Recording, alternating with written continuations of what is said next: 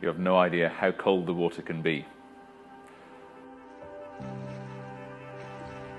On the training swims, I was out in Loch Lomond and also in the North Sea.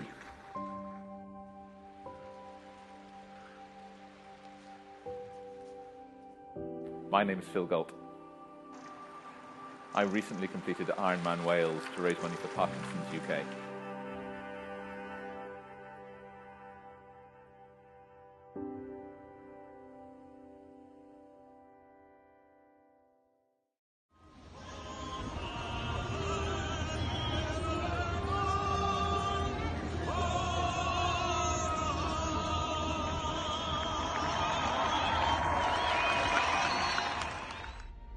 An Ironman is a long-distance triathlon. Ironman Wales begins with a 2.5 mile sea swim on North Beach.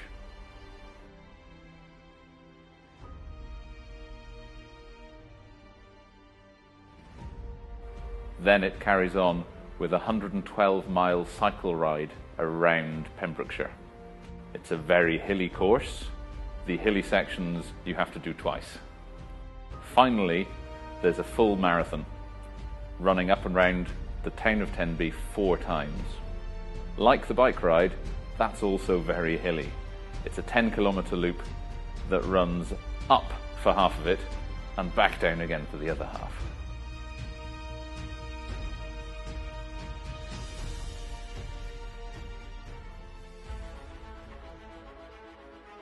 There are obviously 3 things I have to get right. I have to manage the 2.5 mile swim and get out at the other end still able to move. The hazard of sea swimming is you get jellyfish. So in Ironman Wales, I got stung right across the face with a floating tendril from a jellyfish.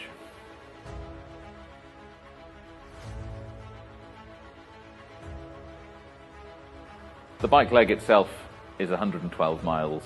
It's a long loop, and then you retrace the second half of the loop. So it's a sort of a long loop and a short loop. Because they're lovely in Ironman Wales, they put all of the hills in the second half. It's like the Tour de France. There are people crowding either side of you. There's a distance of about this much space to squeeze through, and people high-fiving you either side. It's an amazing experience. But at the same time, it's a very, very difficult thing. And the first time you do it, you're there in the knowledge you have to do it again.